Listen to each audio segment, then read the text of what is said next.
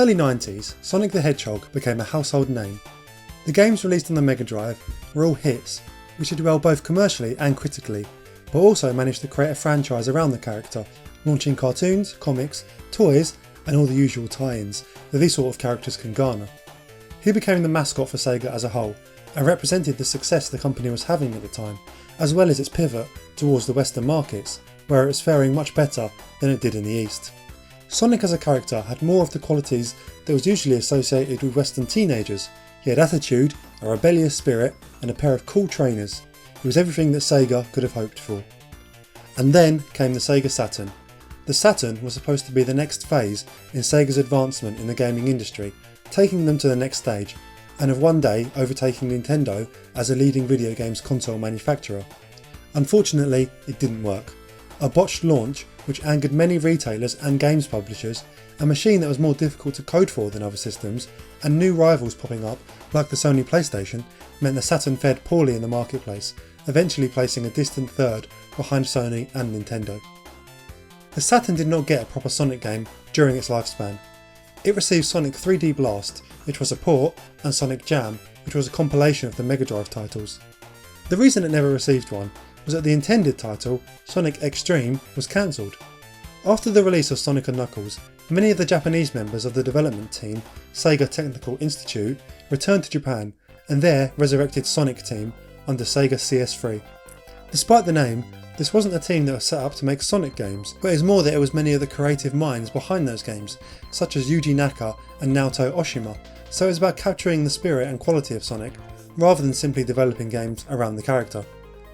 They commenced work on a game that Naka had envisioned after Sonic the Hedgehog 2, Nights into Dreams. It would become one of the most well-known and highly regarded games on the Sega Saturn. The fact that Sega Technical Institute had been partially drained was not considered an issue by Sega, but the fact that there was now nobody actively developing Sonic the Hedgehog games was.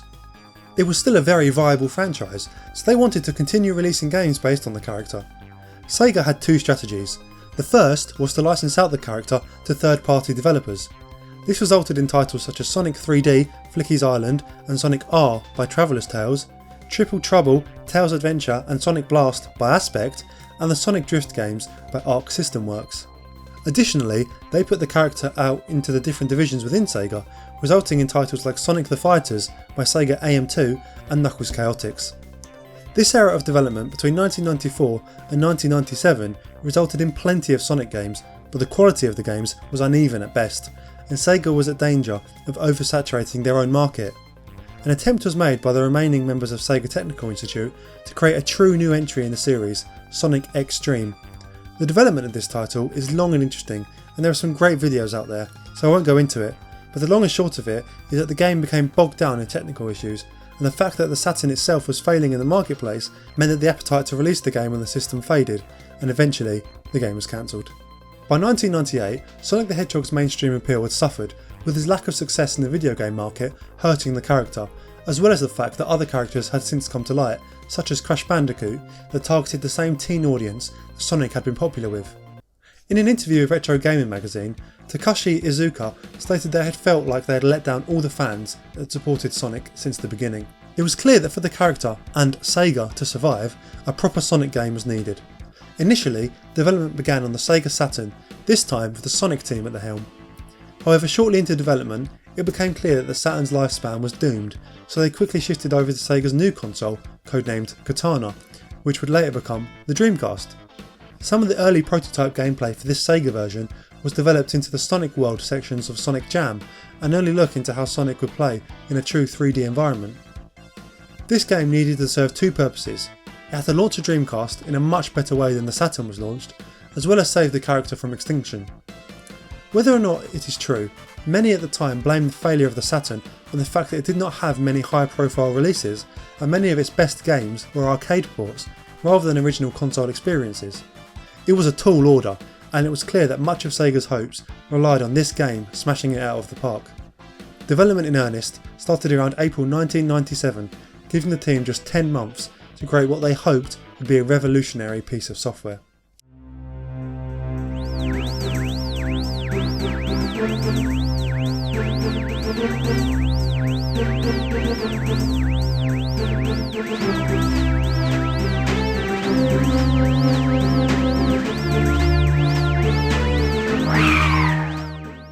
Before we get into Sonic Adventure, I just want to touch on the state of platformers in 1998. Platforming games had evolved immeasurably in the time that Sonic was out of action, and it was clear that for the game to be competitive, it would have to take leaves out from all of their books. Super Mario 64, released in 1996, had set a new standard for 3D platformers, creating a semi-open world in which the gameplay elements worked perfectly in a 3D environment. There was also many newcomers, like Crash Bandicoot, of which 1 and 2 would have been out during this game's development, which eschewed the traditional cute mascots of the time for something more akin with teenage culture.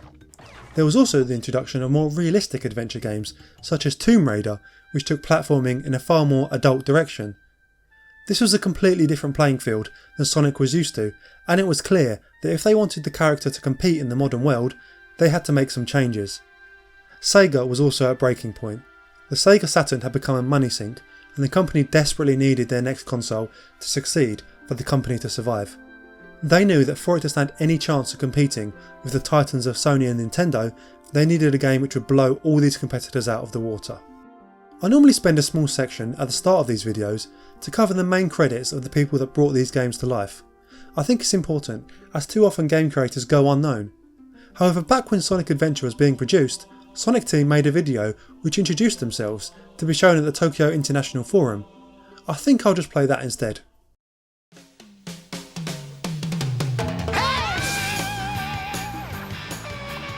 これは新しいソニックを誕生させた熱い男たちの物語である。ソニックチーム物語。ここソニックチームでは今日も皆思い思いの新ソニックについて考えていた。ソニックに足りなかったものはラブ。今度のゲームはソニックラブストーリーだ。もっとキャラを魅力的にしたいよね。こういうリアルなソニックはどうでしょう。これをな、こうして振りかけるとソニックトニック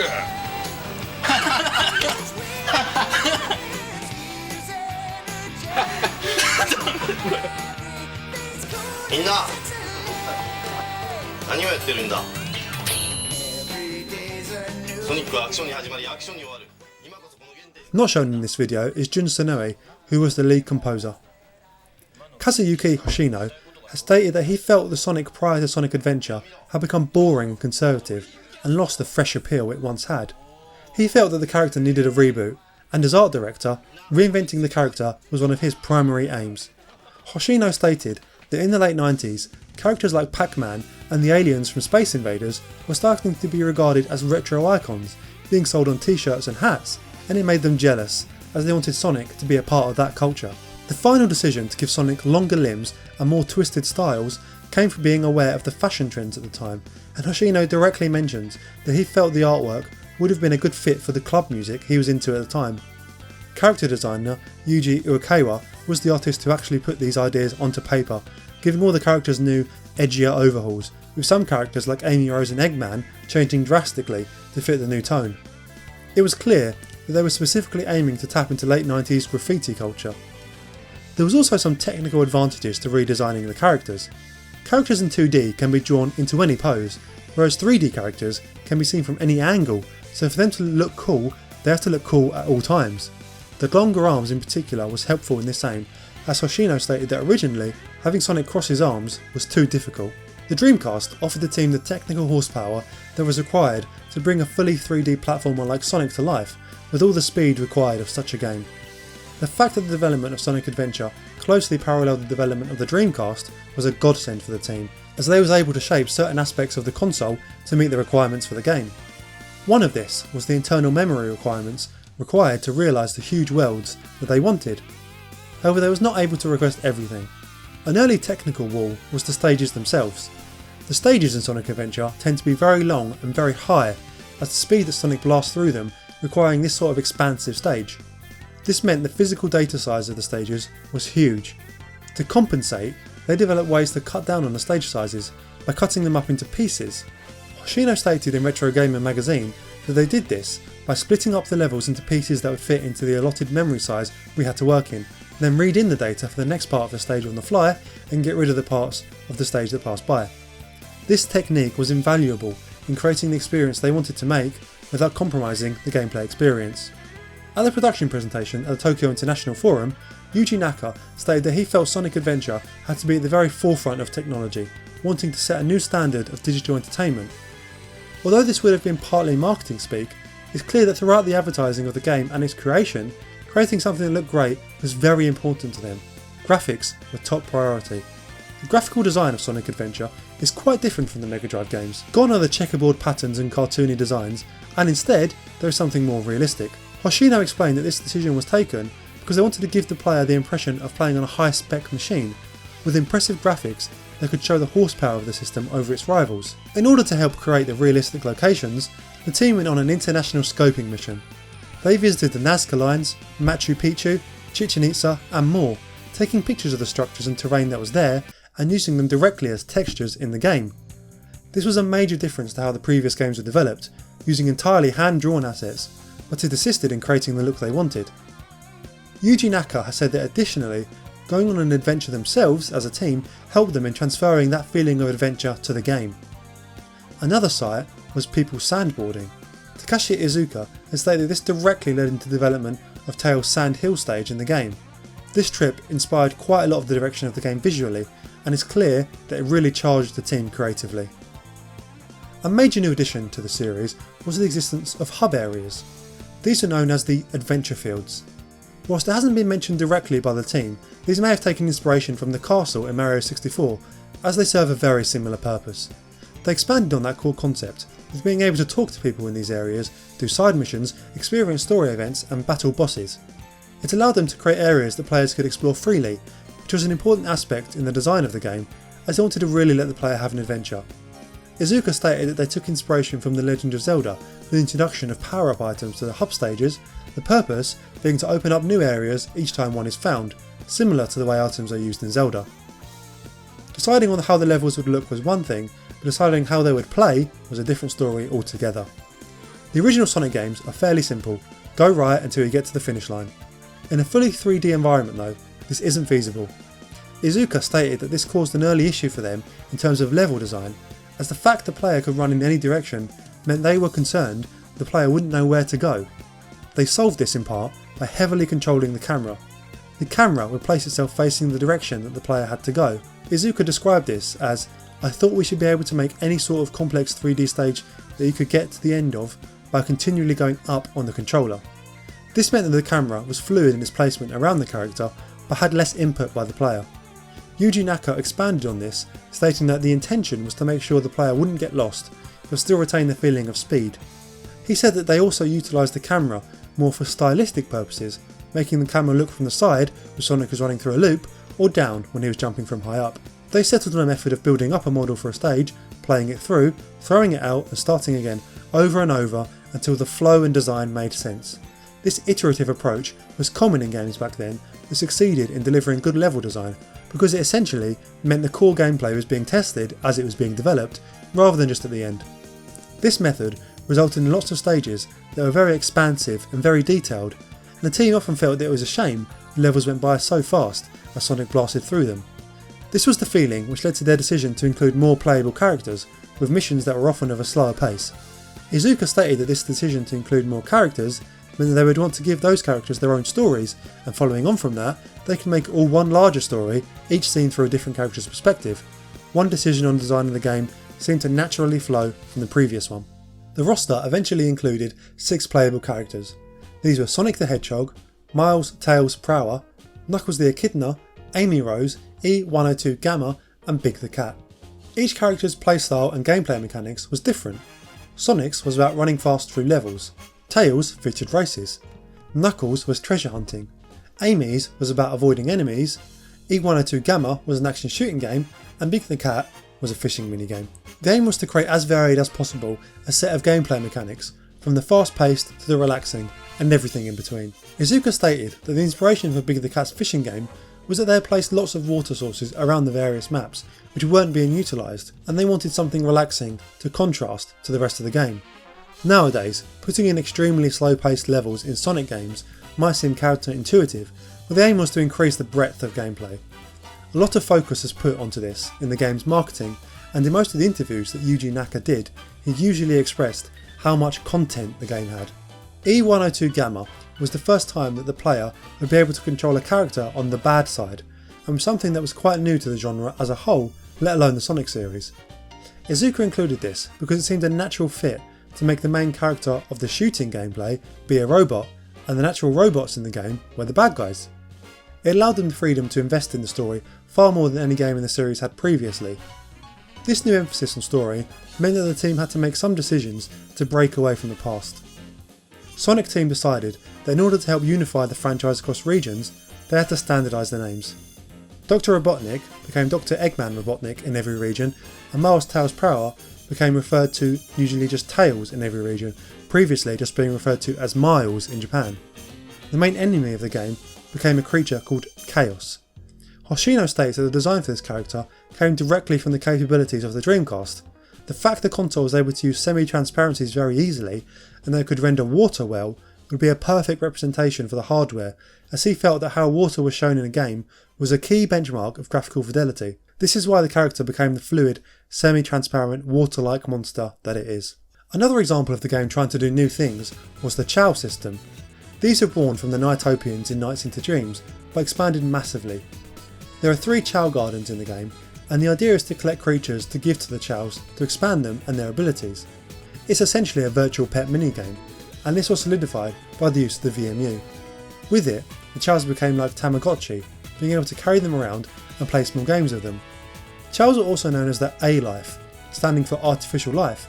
However, Yuji Naka confirmed that he wanted them to be referred as Chows from Sonic Adventure onwards, in response to a question at the Tokyo International Forum. These Chow was an example of the team attempting to take technology they had developed and present it in an appealing way. It may not make a huge amount of sense to have virtual pets in a Sonic the Hedgehog game, but the idea was that they wanted to show off everything they possibly could. For the first time in the series' history, the game would feature full voice acting. The characters had voices before, in various cutscenes, spin-offs or TV shows, but this was the first time that a main game in the series would be fully voice acted. I'm your brilliant creator, Dr. Robotnik. You're the second of my E100 model machines. The voices for Sonic were Junichi Kanemaru in Japan and Ryan Drummond in English. All the other characters were fully voiced too, and many of these actors were going to voice these characters in various mediums for decades. The music for the game was designed by lead composer Jun Sonoe, along with Fumei Kumatani, Kenichi Tokoe and Masaru Setsumaru. He decided to carry on the theme of adding a little more edge to the game that Hoshino had wanted, creating a slightly harder, rockier sound, whilst also incorporating many of the familiar sound effects and jingles from the game's past. Yuji Naka mentioned in an interview with the Sega Saturn magazine that he much preferred live music to electronic, hence why there are so many songs in the game. All of the main character tracks were recorded in Los Angeles and New York. The rockier sound was evident in the game's opening track, Open Your Heart, which featured vocals by Johnny Ghioli, sparking a partnership between him and Sonoe, which endures to this day as the band Crush 40. However, evidence of this rockier theme flowed directly into the way the game was marketed and presented. At the Tokyo International Forum, where the game was shown off, producer Yuji Naka and the game were presented and shown as if they were rock stars. If you thought today's game presentations could be over the top, the 90s could be just as insane. The game had generated a lot of excitement in both the gaming media and amongst gamers. It was being touted as the next step in platforming gameplay, an evolutionary game to accompany an evolutionary console. The promises that had been made of the title and the expectation for Sega to make a big comeback with the character was huge. In the run-up to the release, Yuji Naka claimed that when he looked at a PlayStation or Saturn game, he didn't see impressive things, as he felt that Sonic Adventure was so far ahead of them. He did think there were a couple good PC games, but even a high-end Voodoo 2 graphics card would not be capable of playing Sonic Adventure. Despite the fact the game was made in such a tight window, it was clear that the team was extremely proud of the game they created. In an interview with Sega Saturn magazine, Yuji Naka stated that he had begun development with only 20 people but ended up with 60 by the end of the 10 months. On the VHS of the Sonic presentation, Yuji Naka is beaming about the fact that they was able to finish the game and show it off in time. It's clear that his passion for the game was not just marketing. Sonic Adventure was finally released on the 23rd of December 1998 in Japan, soon after the launch of the console. Sonic Adventure. おいソニック、本当にやるのか？ああ、俺は冒険が大好きなのさ。ソニック！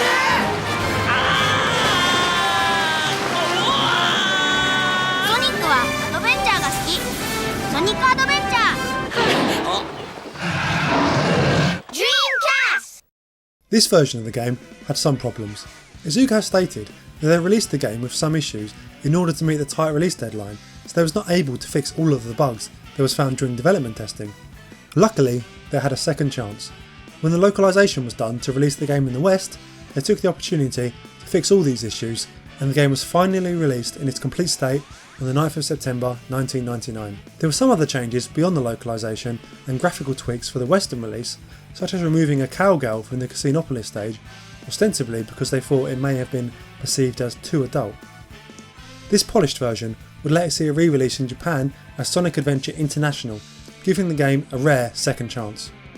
The game went on to see overall positive reviews, receiving praise for the graphics, the variety of characters and gameplay, and the overall presentation. There was some criticism though, which would come to haunt the franchise in later years. Specifically, the feeling that for sections the player wasn't fully in control, and at times the camera would have difficulty keeping up. There was also some disappointment at some of the voice acting. Despite this, as a whole, the positives outweighed the negatives, and the game went on to sell 2.5 million copies, becoming the best-selling game for the short-lived console. The Dreamcast was one of the first consoles to try and make the internet a core principle of the experience, and as such, various games were supported by downloadable content post-release. Sonic Adventure received special celebration events, such as Christmas decorations on various levels, themed competition events sponsored by Famitsu and Official Dreamcast magazine, and even an extra course, the Twinkle Circuit, to help promote Samba de Amigo. By today's standards, it doesn't seem like much, but it was a big novelty for players at the time to have a game which evolved in the way that it did. So, how has the game held up today? Sonic Adventure was the last game in the series to involve the game's original creator, Naoto Oshima, and in many ways, that shows. It brought the series into 3D for the first time, and successfully brought Sonic the Hedgehog to a whole new generation of fans, cementing his position as an icon of the gaming industry that wasn't going away. On the other hand, it started a number of practices which have plagued the series to this day.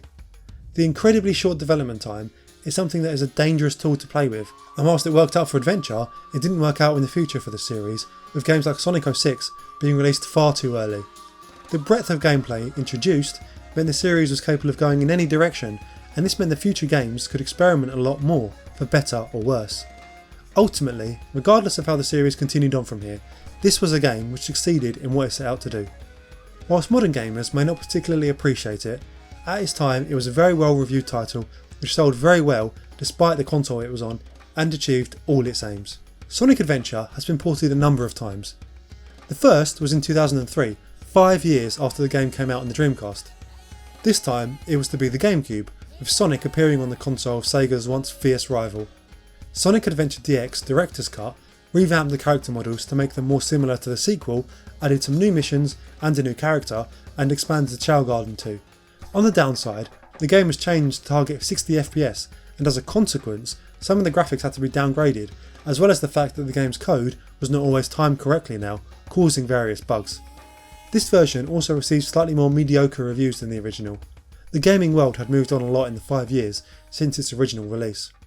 The next port in 2004 was to the PC, which was similar in content to the GameCube version, but had slightly different bugs, including issues with music. The upside was that modders have been able to solve many of these issues in this version, and even improve upon the base game in various ways. Finally, there was a HD release in 2010 to the Xbox 360 and PS3, and later to Steam. The graphical issues have finally been sorted out, however there are still some problems with the audio. What's interesting about all these ports is that they are invariably based on the GameCube version rather than the original Dreamcast one, and in some ways that's sad, as it means that the game isn't enjoyed in the way that it's supposed to be. However, the fact that it's being kept alive for newer generations to enjoy is a mark of the title they managed to make. Sonic Adventure was an experiment. If you give a dedicated team enough resources but a tight window, will they create something special? In this case, the sheer passion and determination of the team managed to create a game that they was incredibly proud of, and it was the game that went on to define not only the character, but the entire Dreamcast. Whether or not you like it today, what they was able to do in under a year is incredible, and the game has a true place in gaming history. Thanks for watching this making of. If you enjoyed it, I have plenty more on my channel to go through, so please consider subscribing for that. I would also greatly appreciate any comments or shares that anyone decides to make. Finally, I have a join button on my channel now. If you wanted to become a member, I plan on making some member exclusive videos in the future, so if that sounds good to you and you want to support this type of content, please give it a click. All my sources used in this video are in the description below. Again, massive thanks for watching. Goodbye!